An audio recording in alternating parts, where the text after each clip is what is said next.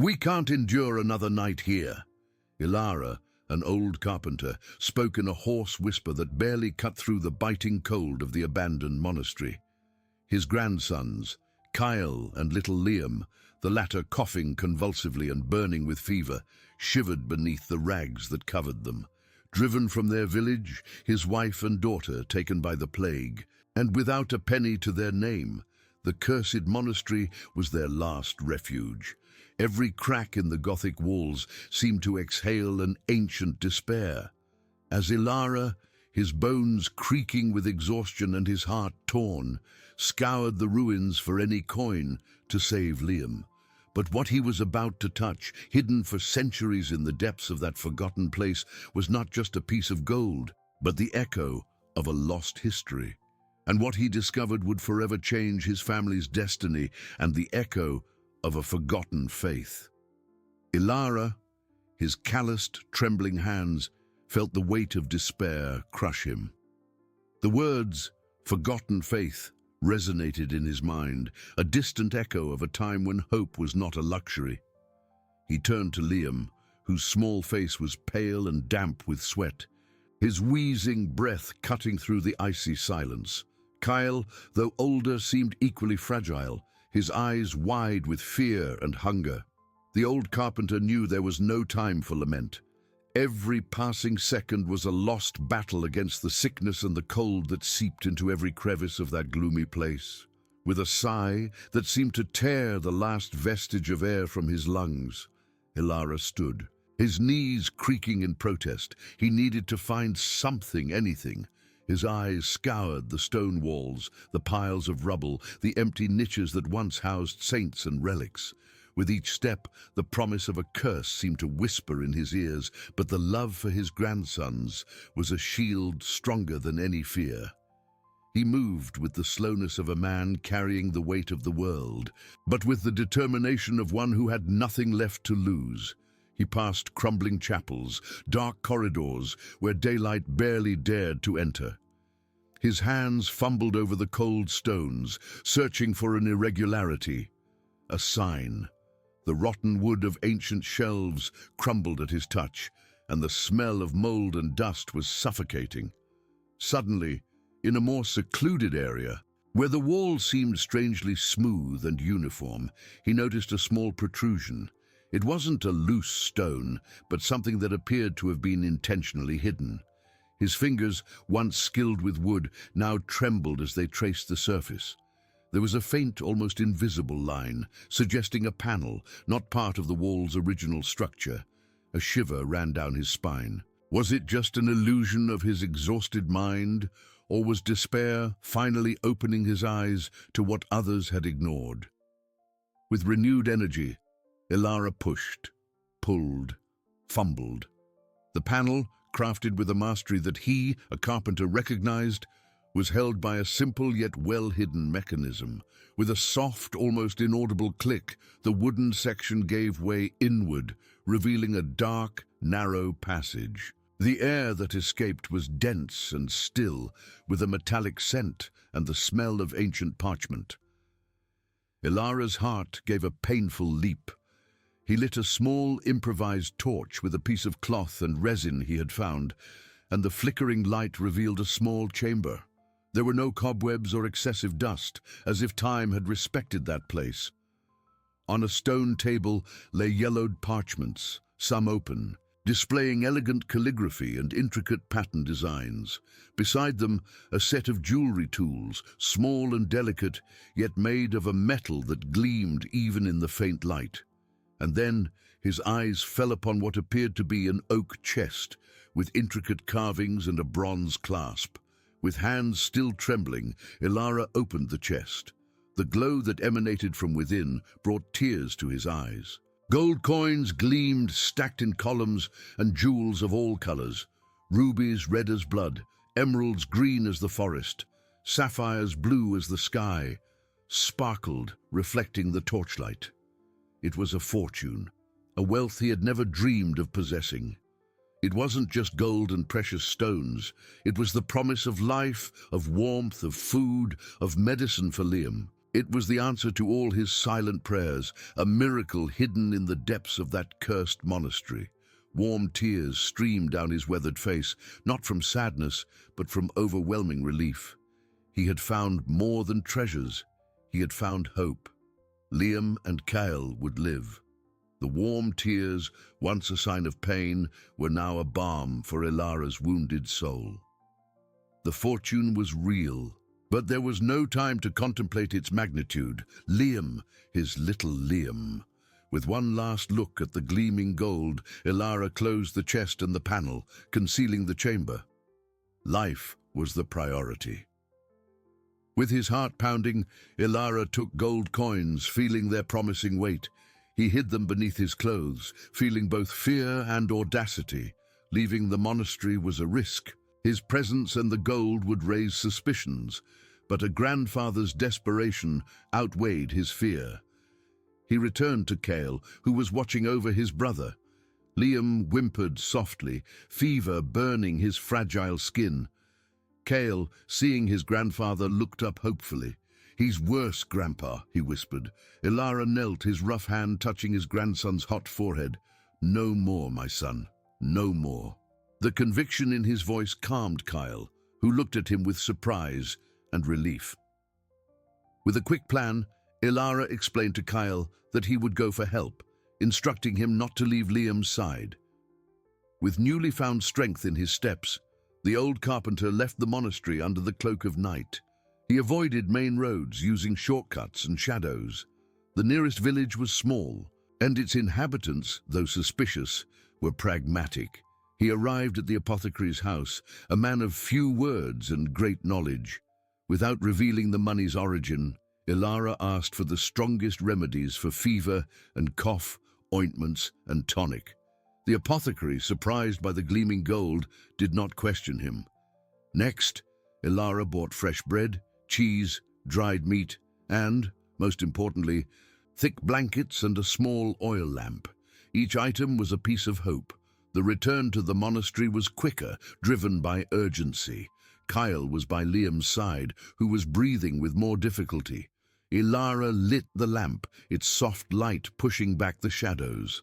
Carefully, he gave Liam the bitter medicine, watching him swallow. He covered the boys with the new blankets, feeling the warmth spread. The smell of fresh bread and cheese filled the air, and Kyle ate eagerly, his eyes fixed on his brother. That night, Ilara did not sleep. He watched over his grandsons, observing Liam's fever subside and his breathing calm. Kyle fell asleep, exhausted. The old man felt the weight of responsibility and immense gratitude.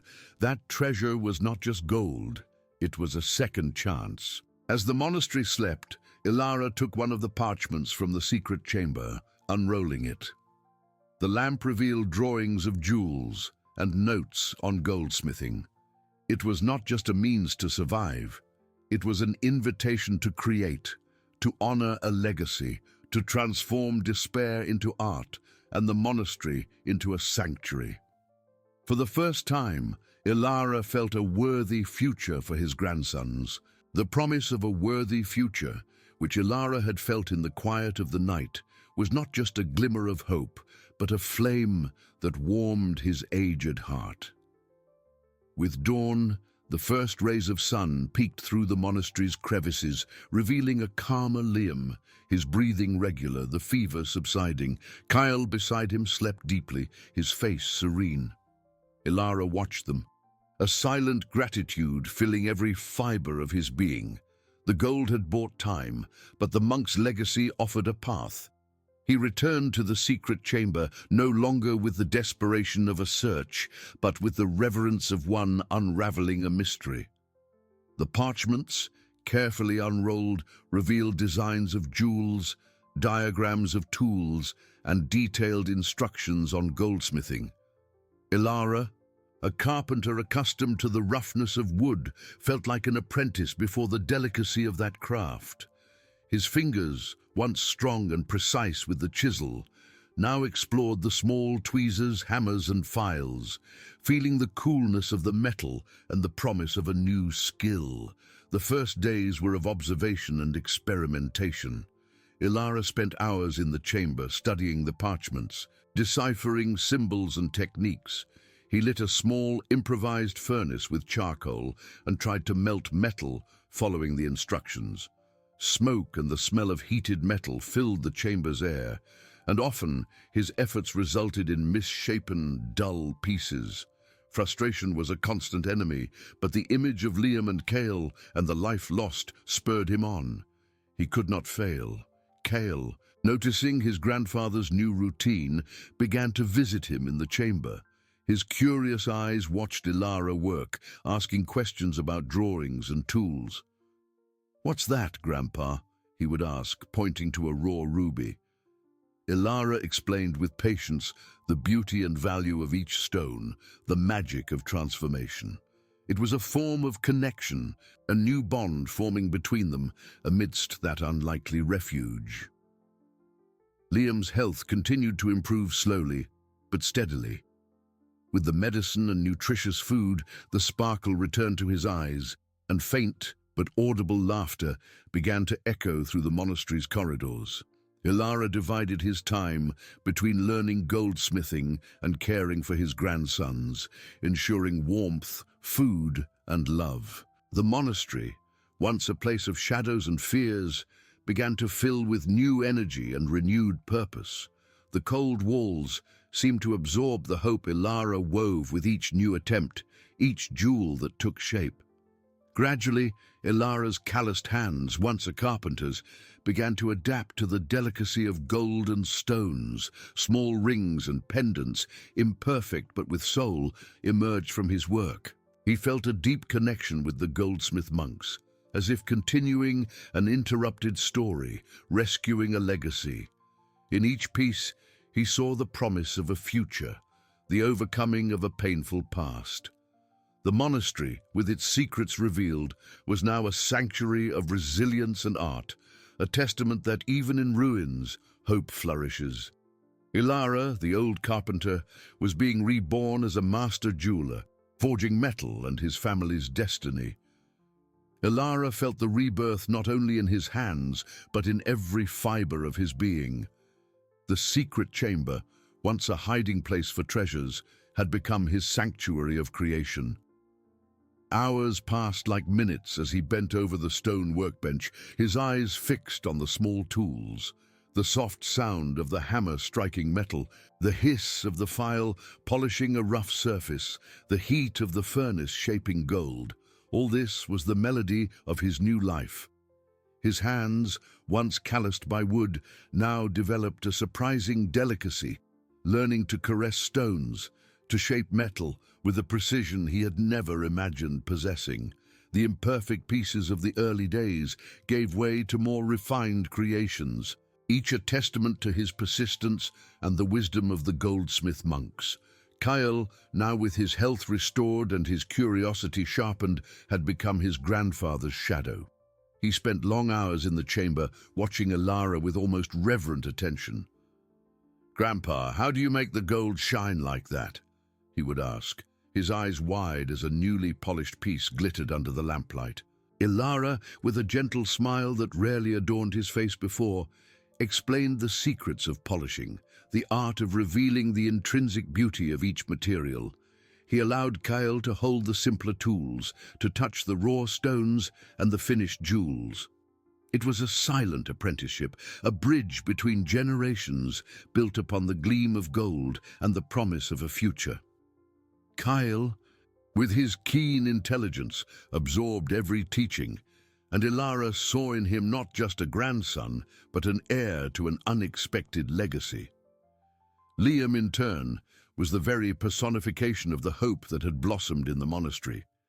Fully recovered, his childish laughter echoed through the corridors, bringing a lightness that dispelled the shadows of the past. He ran, played with pebbles in the courtyard, and at times peeked into the secret chamber, bringing a crooked drawing to his grandfather, or just to feel the warmth of the furnace. His presence was a constant reminder of what Ilara had saved, of the miracle the treasure and the craft had wrought.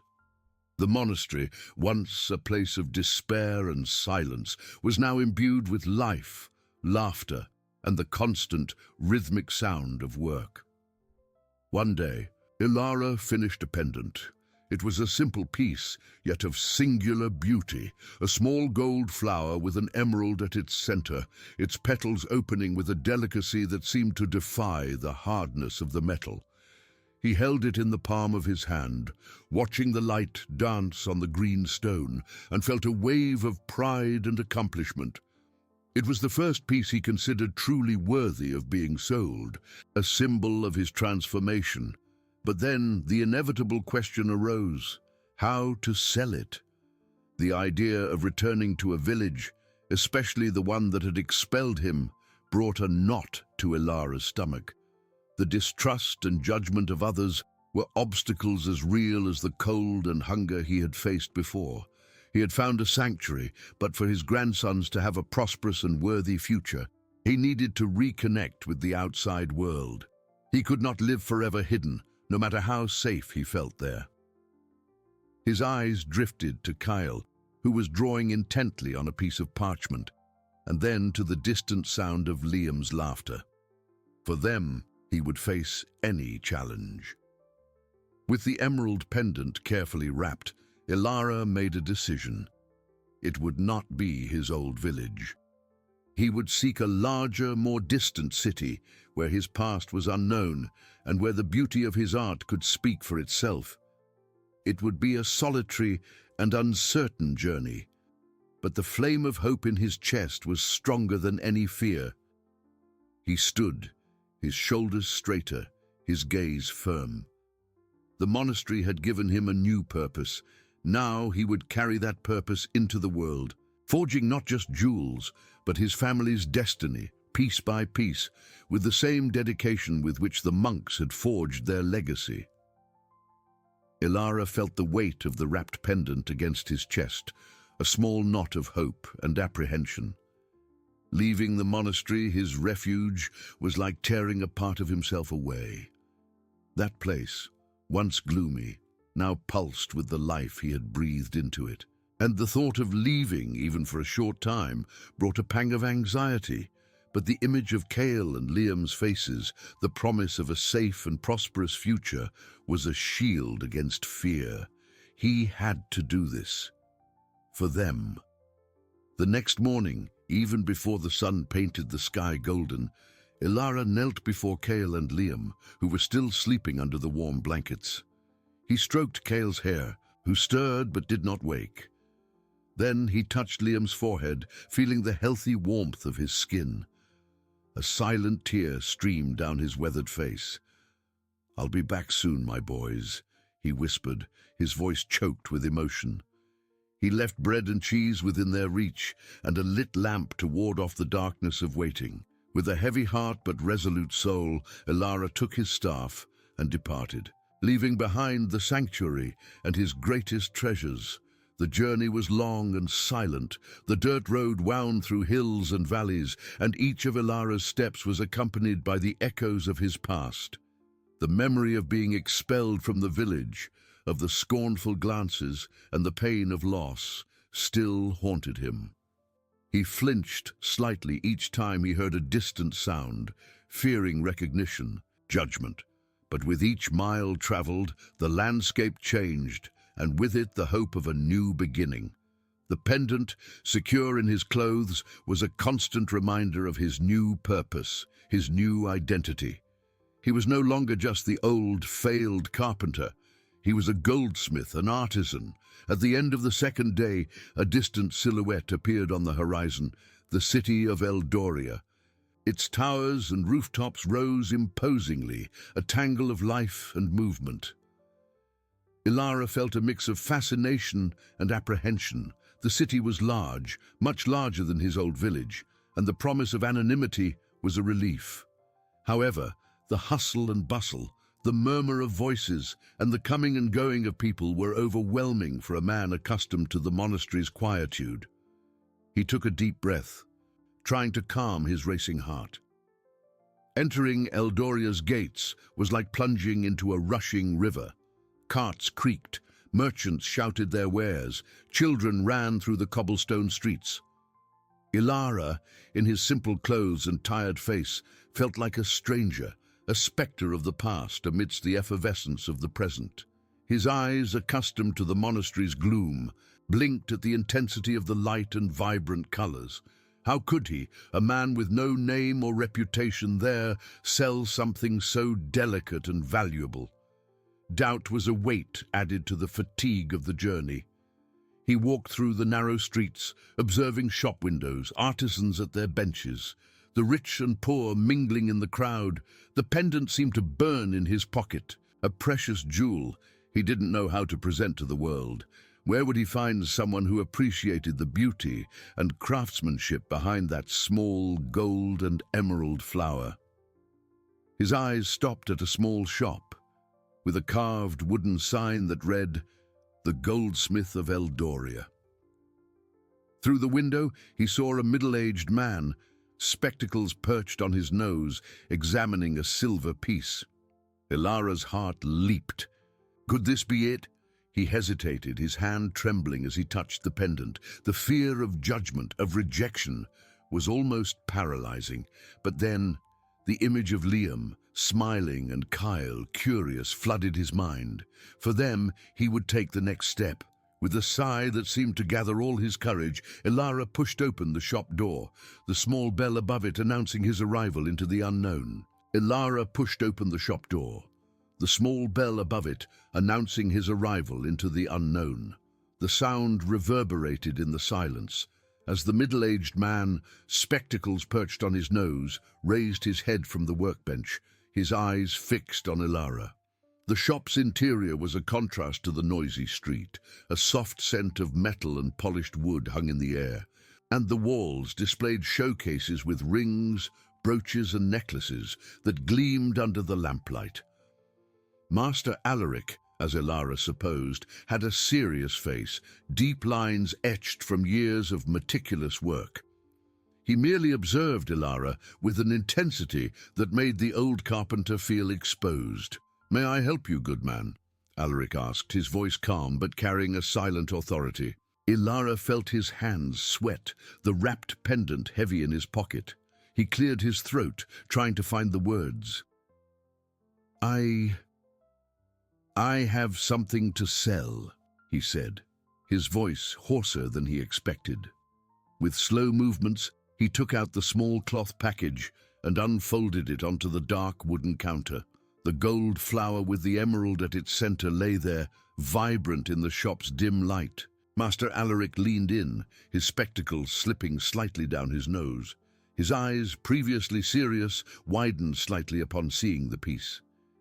He picked up the pendant with thin, experienced fingers, turning it under the light. Ilara watched every gesture, every expression, his heart pounding. The goldsmith ran his fingers over the polished surface, examined the gold petals, the setting of the emerald. A dense silence filled the space, which seemed to stretch for an eternity. Finally, Alaric raised his gaze to Ilara, an expression of astonishment and respect mixed on his face. This is extraordinary," he whispered, his voice barely a thread. "The delicacy of the work, the purity of the gold, the cut of the emerald. It's a style I haven't seen in centuries. There's a history here, a technique thought lost." He looked at Ilara, a new curiosity shining in his eyes. "Who made this piece? And where did you find it?" Alaric's question was not one of suspicion, but of genuine admiration, shocking Ilara. He had expected disdain, perhaps a paltry offer, not such profound recognition. Ilara felt a whirlwind of emotions. The truth about the monastery, about the goldsmith monks, was a precious secret. Revealing it meant exposing his vulnerability, the location of his refuge. But the admiration in Alaric's eyes was a balm for his weary soul, a recognition of his effort and the rescued art. He took a deep breath, his shoulders straightening. "I made it myself," he said, his voice gaining strength. "And I learned from a legacy, from an ancient place where art and faith intertwined." Master Alaric studied him for a moment, a slow, thoughtful smile appearing on his lips. A legacy, you say? I see.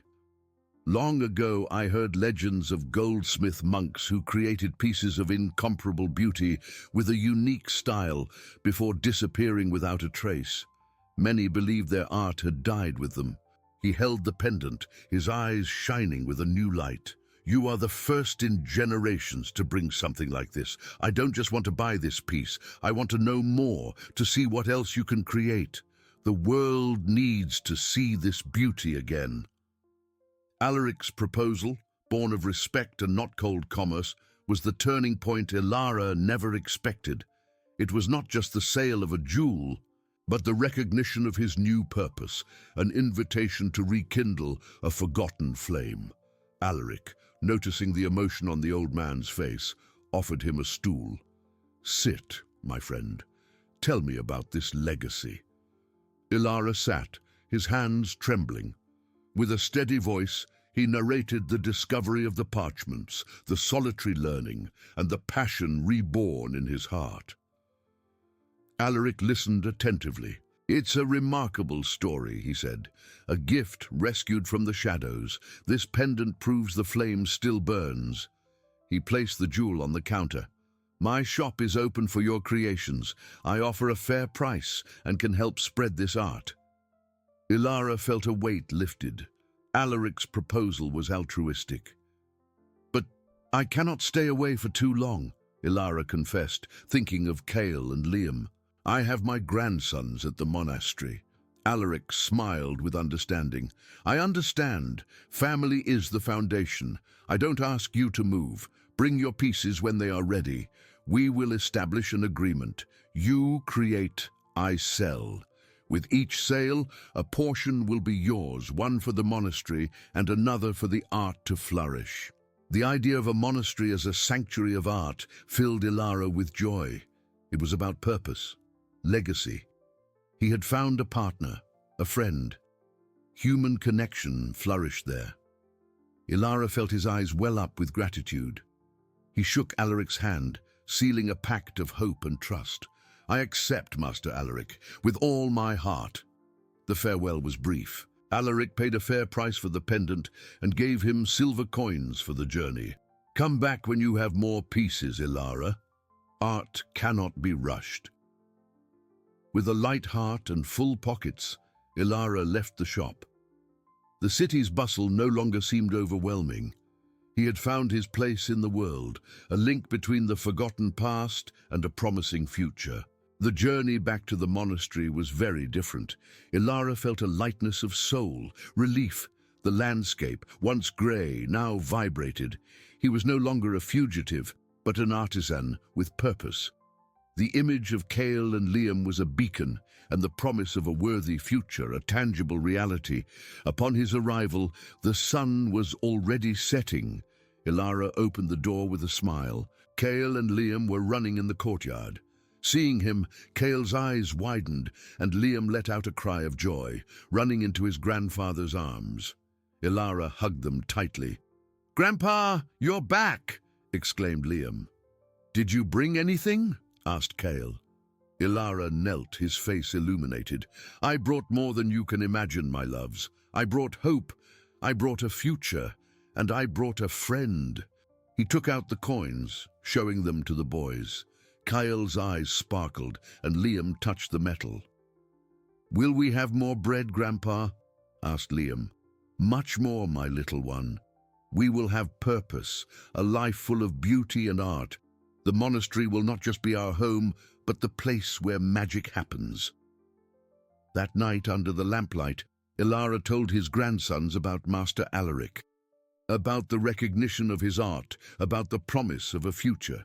Kyle listened seriously. Liam, nestled, fell asleep with a smile. Ilara looked at them, at the monastery that was now a home, a sanctuary of dreams. The darkness had been dispelled by the light of hope and human connection. He knew challenges would come, but now he was not alone. He had his grandsons, his legacy, and a new friend. And with that, Ilara felt he was the richest man in the world. The night that followed his return was filled with a peace Ilara hadn't felt in years. Kyle's embrace and Liam's laughter were the most valuable treasure he could possess. That night, as the boys slept soundly, Ilara stayed awake, watching the stars through the crevices in the monastery's ceiling.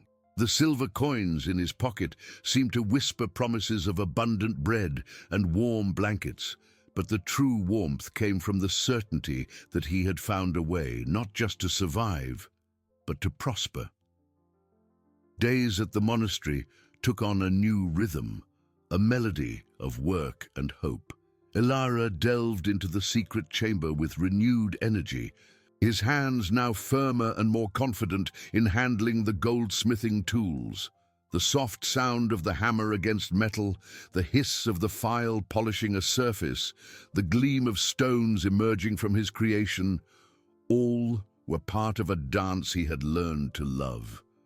The pieces that emerged from his hands were increasingly elaborate, each telling a story of resilience and art. Kale, with his insatiable curiosity, became a dedicated apprentice. He observed his grandfather's every move, absorbing the teachings with a seriousness that filled Ilara's heart with pride. "Grandpa, can I try polishing this?" Kale would ask, his eyes shining as he held a small silver piece. Ilara, with patience and a smile, guided his grandson's small hands, teaching him the delicacy and precision of the craft. It was more than teaching a skill, it was transmitting a legacy, building a bridge between generations united by the gleam of metal and the promise of a future. Liam, fully recovered, was the personification of joy. His childish laughter echoed through the monastery's corridors, filling the place with a lightness that dispelled any lingering shadow. He ran through the courtyard, played with pebbles, and at times peeked into the chamber, bringing a crooked drawing to his grandfather or simply to feel the warmth of the furnace. His presence was a constant reminder of the miracle Ilara had witnessed and the purpose that drove him.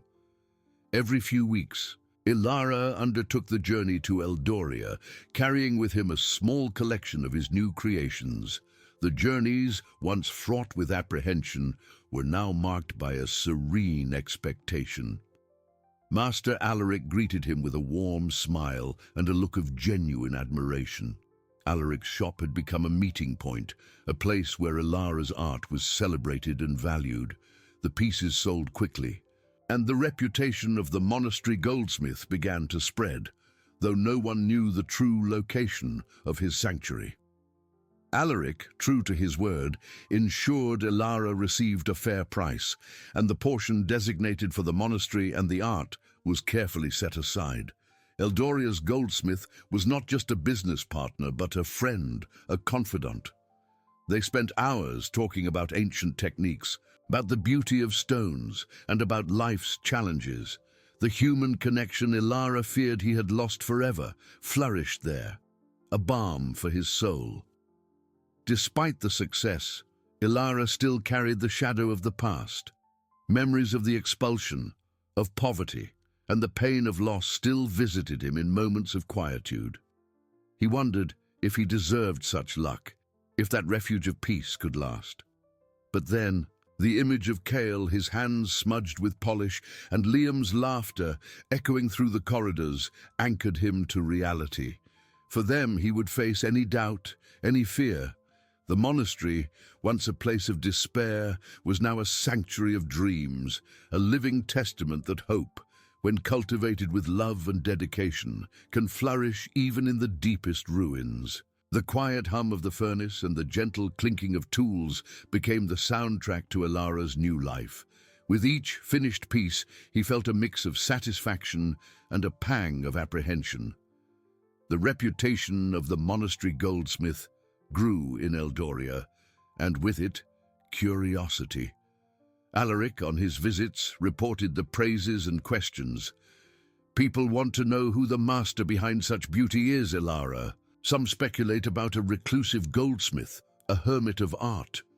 The old man listened, his brow furrowed, as he polished a silver bracelet. He appreciated the recognition, but anonymity was a shield he didn't want to lower. The monastery was his sanctuary, and the idea that its location could be discovered sent shivers down his spine. Kyle, now with surprising dexterity for his age, noticed the change in his grandfather. His eyes, once focused solely on art, began to notice the shadows that still lingered over Ilara. "Grandpa, why do you never talk about where we learned this?" Kyle asked one day as he helped sort the stones. "It's a secret, my boy, a secret that protects our home and our future," Ilara replied, his voice graver than usual. He saw the intelligence in Kyle's eyes, the thirst for knowledge that went beyond goldsmithing techniques. The boy was growing, and with age, more difficult questions would come, the desire to explore the world beyond the monastery walls. Liam, oblivious to his grandfather's and brother's worries, continued to be the light of the monastery. His laughter filled the courtyard, his small hands helping to water the few plants Ilara cultivated. He brought wild flowers and colorful drawings to the secret chamber, an innocent reminder of life's simple beauty. Liam's presence was a balm, but also a constant reminder of the vulnerability Ilara felt. He had promised a worthy future, and that meant protecting the peace they had found, even if it meant keeping secrets and facing fears. One afternoon, Alaric arrived at the monastery, unusual for him, as he usually waited for Ilara in Eldoria. His face, usually serene, bore an expression of concern. "Ilara, I need to speak with you," he said, as soon as the old man received him at the gate. "Curiosity about the monastery goldsmith is growing. A merchant from a neighboring city, known for his ambition and lack of scruples, has heard of your pieces and is determined to discover the source. He has been asking questions, offering rewards for information." Ilara's heart tightened. It was what he feared. The piece he had fought so hard to build was under threat. "He wants to monopolize the art, Ilara, or worse, exploit you and your technique. We need to be cautious." Alaric continued, his voice low and serious.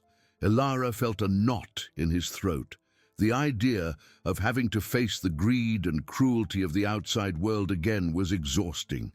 He had fled from it, built a fortress against it. His eyes drifted to Kale and Liam, who were playing in the courtyard, oblivious to the conversation. For them, he could not cower. Overcoming was not just about forging jewels, but about forging courage itself. "What shall we do, Master Alaric?" Ilara asked, his voice firm despite the internal turmoil. Alaric placed a hand on his friend's shoulder. "We will protect your secret, Ilara, and your art. There are ways to divert attention, to create a smokescreen, but you will need to trust me and perhaps your own cunning. True justice, at times, requires more than just truth. It requires wisdom." Ilara nodded, feeling the weight of the decision. The monastery, once a refuge, now seemed like a castle under siege. But he was not alone. He had Alaric and the strength of his love for his grandsons. Together, they would face this new storm. Ilara nodded, feeling the weight of the decision. The monastery, once a refuge, now seemed like a castle under siege. But he was not alone. He had Alaric and the strength of his love for his grandsons. Together, they would face this new storm. The conversation with Alaric echoed in Ilara's mind for days, a dissonant melody that disturbed the newly found and hard-won peace.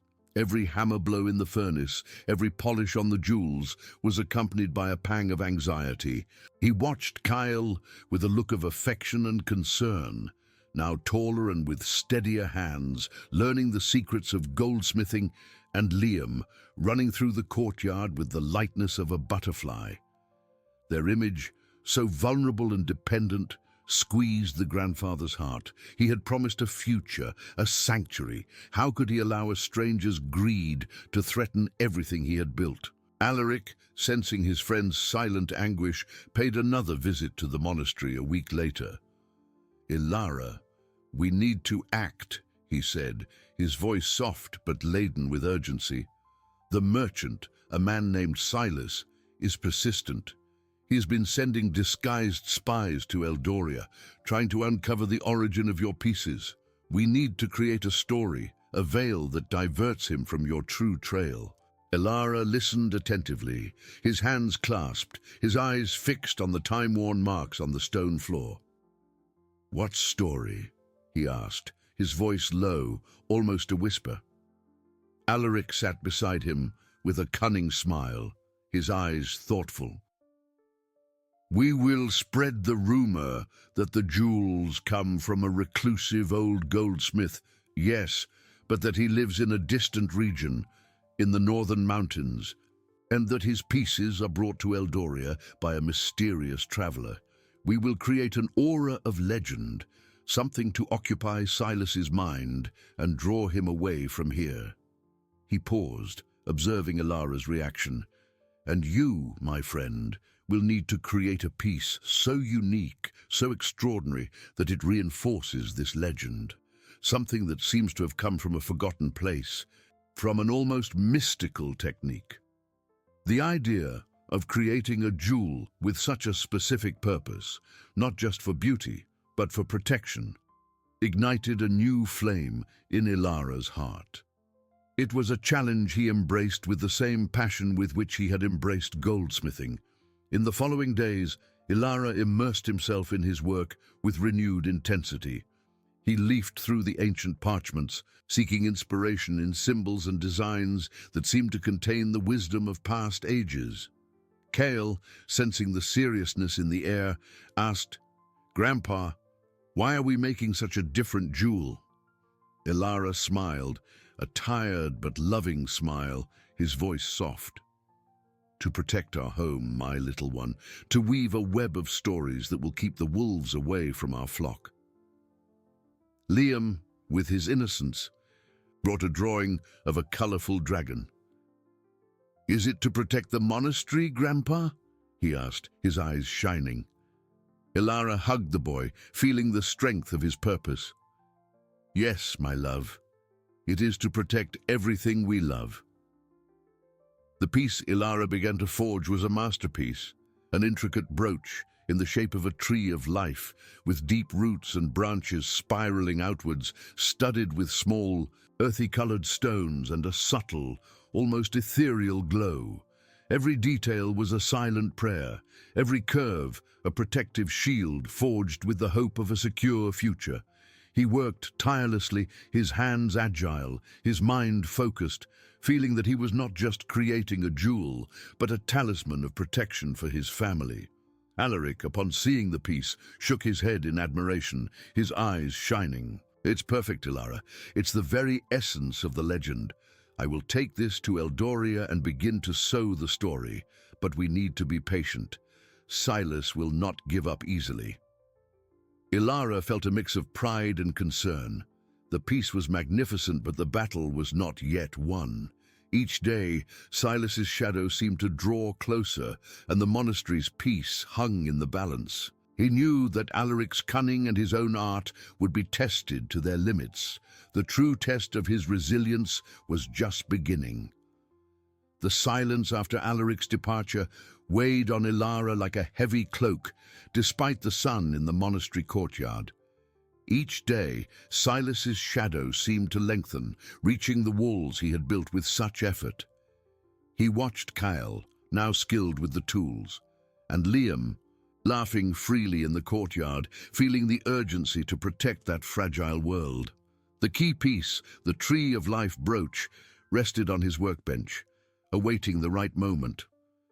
More than a jewel, it was materialized hope, a shield forged not of metal, but of cunning and love. In Eldoria, Master Alaric acted with precision. He began to sew the story of the reclusive goldsmith from the northern mountains, whose creations were rare. To every client and merchant, Alaric wove the narrative with fascinating details, describing the mystical beauty of the pieces and the inaccessibility of the creator. The city, eager for legends, absorbed the story.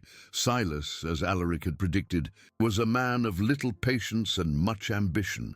He heard the rumors, but his distrust was palpable. His cunning spies reported the same stories, but without proof, Silas would not give up. He wanted the source, the secret, the gold mine.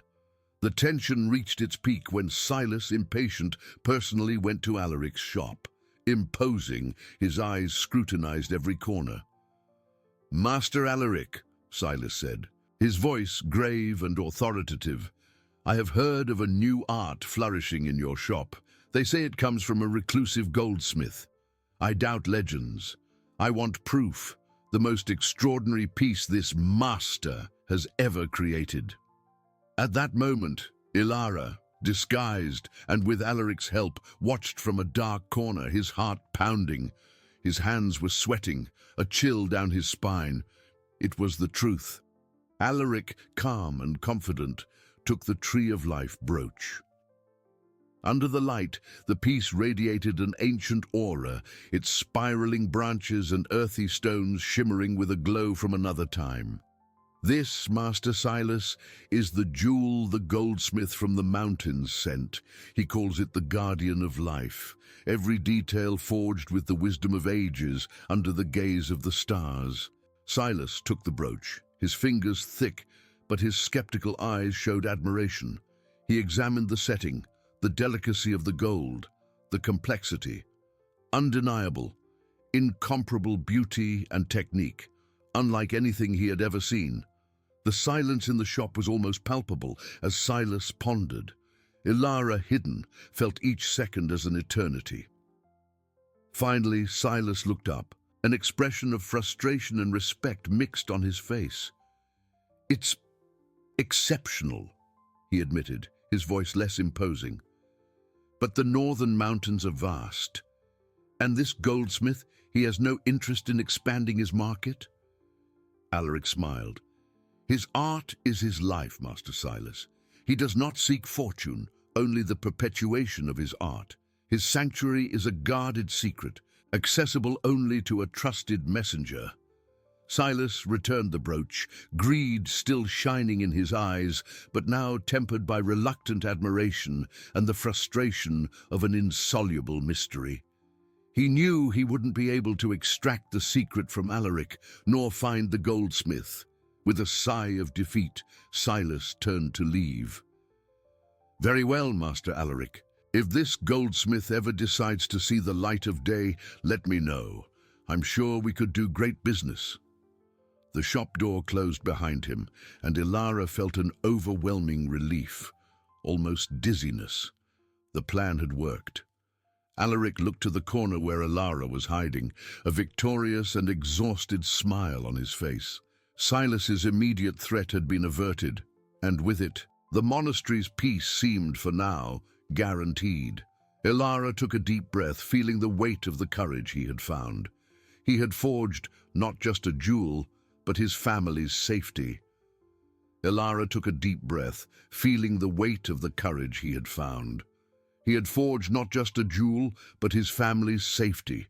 The relief that flooded him in Alaric's shop was almost palpable, a warm wave that dispelled apprehension. On the way to the monastery, each step felt lighter. The afternoon sun painted the hills with golden hues, and the fresh air carried the scent of wet earth and hope. Ilara smiled, thinking of Alaric's cunning, of the partnership that had blossomed. That man, a stranger just recently, had become a pillar of support, a loyal friend who saw beyond the ruins, discerning the art and heart that resided there. Upon seeing the familiar walls, Ilara's heart filled with serene joy. Kyle and Liam, as always, were in the courtyard, their childish voices echoing in play. Seeing him, Liam ran, his little arms outstretched, a radiant smile. Kyle, more reserved but with shining eyes, approached. Ilara hugged them tightly, feeling the warmth of their bodies, the living proof of everything he had fought for. "Grandpa, you took so long," exclaimed Liam. Kyle looked at his grandfather, his eyes perceptive. "Did the evil merchant leave?" he asked. Ilara stroked Kyle's hair. "Yes, my boy. He's gone. Our home is safe." That night, under the soft lamplight, the monastery seemed more welcoming. The threat had receded, leaving behind a sense of hard-won peace. Ilara told them, in simple words, about Alaric's cunning and how the legend of the goldsmith of the mountains had protected their home. Kyle listened seriously, absorbing every word and the importance of the secret. Liam, in turn, fell asleep peacefully, his head on his grandfather's lap, perhaps dreaming of protective dragons and trees of life. The days that followed were filled with a new purpose. Ilara delved into goldsmithing, no longer with the urgency of despair, but with the calm of one building a legacy. Kyle, with his dedication, became an engaged apprentice, learning the techniques and the philosophy behind them. "Grandpa, will I one day be as good as the goldsmith of the mountains?" Kyle asked as he polished a small ring. Ilara smiled, a gleam of pride in his eyes. "You will be better, my son. You will have your own brilliance, your own story to tell." Liam, with his inexhaustible energy, continued to be the sunshine of the monastery. His laughter filled the corridors, his small hands helping in the garden. He brought wildflowers and colorful drawings to the secret chamber, a constant reminder of the beauty and innocence Ilara was determined to preserve. Liam's presence was a balm for the old man's soul, an anchor of joy that kept him steady against any painful memory. Alaric continued his visits, bringing supplies, news, and his unwavering friendship. The legend of the monastery goldsmith grew, and Silas, frustrated, had given up his search. Convinced that the reclusive master was unattainable, justice had been served, not by force but by wisdom and art. The human connection between Ilara and Alaric deepened, a testament that, even in adversity, true bonds could be forged. Looking at his grandsons and the monastery, now flourishing with life and art, Ilara felt overflowing gratitude. He had lost so much, but found so much more. The plague had taken his family, poverty had expelled him, but perseverance, Alaric's altruism, and the strength of his love for his grandsons guided him to a new beginning. The monastery, once a refuge of despair, was now a sanctuary of hope, a home where art and love intertwined for a worthy future. The main conflicts were resolved, Liam cured, the debt distant, Silas's threat averted. Ilara, the former carpenter, had transformed into the master goldsmith, guardian of a legacy, builder of dreams. He knew life would bring new challenges, but now he was not alone. He had Kyle and Liam, his friend Alaric, and the certainty that hope would find a way. He knew life would bring new challenges, but now he was not alone. He had Kyle and Liam, his friend Alaric, and the certainty that hope would find a way. The months that followed transformed the monastery not just into a home, but into a flourishing center of art and life. The cold stones, once witnesses to a forgotten past, now vibrated with the heat of the furnace, the clinking of tools, and above all, the laughter and energy of two children growing strong and happy. Kyle, with his keen intelligence and dedication, progressed rapidly in goldsmithing. His fingers, once clumsy, now manipulated metal with a precision that surprised Ilara. The grandfather watched his grandson, a gleam of pride in his eyes, as Kyle engraved a delicate pattern on a silver pendant. "You have a gift, my boy," Ilara said, his voice soft. "A gift that honors the monks who left us this legacy." Kyle looked up, a shy smile on his face. "It's because you taught me, Grandpa. You taught me to see the beauty in metal and the patience to reveal it." Liam, in turn, was the soul of the monastery. Fully recovered, he ran through the corridors, his small hands helping to tend the garden Ilara had cultivated in the courtyard. Colorful flowers bloomed among the stones, a reflection of the new life flourishing there. Liam brought drawings of birds and trees to the secret chamber, hanging them on the walls like small works of art. His innocence and joy were a constant reminder of the beauty that still existed in the world, a balm for the scars Ilara still carried. The connection with Alaric deepened. Eldoria's master goldsmith visited the monastery regularly, not just to take Ilara's new creations, but to share stories, laughter, and the wisdom of a true friendship. They would sit in the courtyard under the sun, talking about life, art, and the future. Alaric was more than a business partner. He was a kindred spirit, a confidant who understood Ilara's journey without needing many words. "Your reputation in Eldoria is legendary, my friend," Alaric commented one day as he watched Kyle work. "People speak of the goldsmith of the mountains with reverence, and Silas gave up. He convinced himself that you are an unattainable hermit, lost in the mists." Ilara smiled, a smile of relief and gratitude. Cunning had triumphed over greed, and peace was assured. Ilara's jewels, now with Kale's subtle mark on some of them, were increasingly sought after. The money they generated not only ensured the comfort and safety of his grandsons, but also allowed for the gradual restoration of the monastery. Roofs were repaired, walls reinforced, and a small library was created where Ilara read to Kale and Liam stories of heroes and distant worlds, expanding their horizons. In moments of quietude, Ilara still remembered the plague, the loss of his wife and daughter, the expulsion. But the memories no longer came with the same searing pain. They were like old scars, marks of a battle won. He looked at Kale, who dreamed of creating jewels that told stories, and at Liam, who dreamed of flying like birds. In them, Ilara saw the continuation of his own life, the promise of a bright future.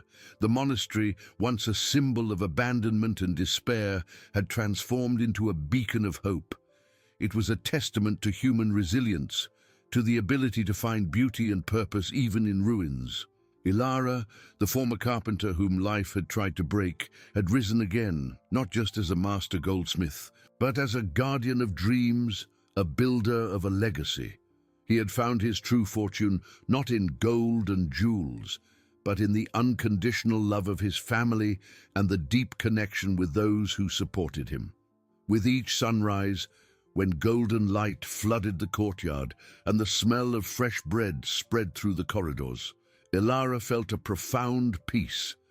He had fulfilled his promise. His grandsons would have a worthy future, a safe home, and the chance to flourish. And he, Ilara, had found redemption, joy, and a purpose that transcended life itself.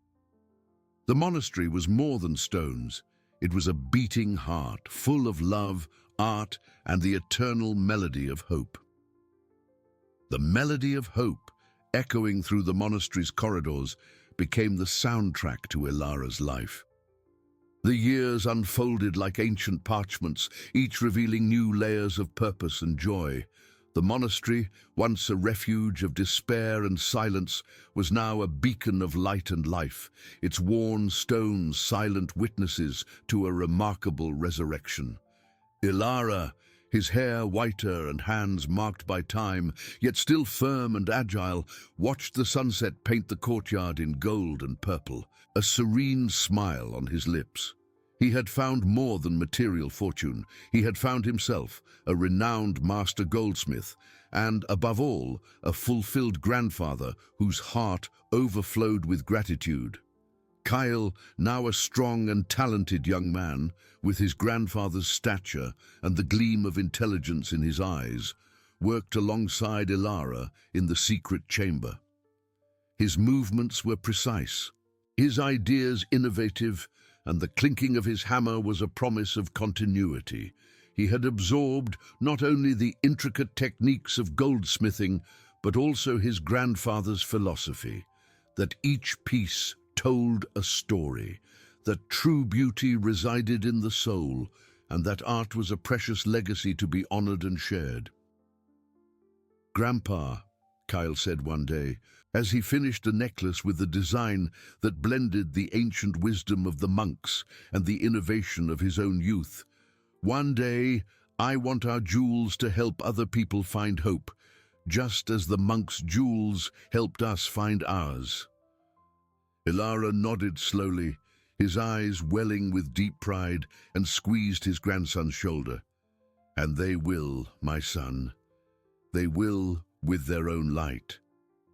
Liam, the little one who had almost been lost, was now a vibrant teenager with contagious laughter that filled the monastery's spaces and inexhaustible energy.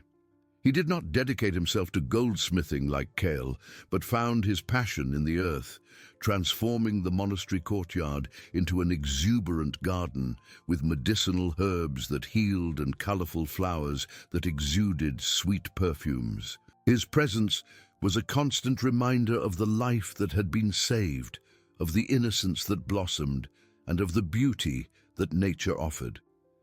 He brought bouquets of wildflowers to Ilara's workbench, a simple gesture, yet laden with love, that spoke volumes about affection and gratitude. Alaric, the loyal friend and confidant, continued to be a vital bridge between the monastery and the outside world.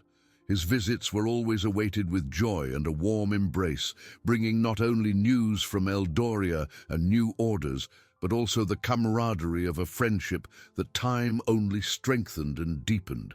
They would sit in the courtyard, under the gaze of the twinkling stars, and talk about life, about challenges overcome, and about the dreams they still cherished for the future.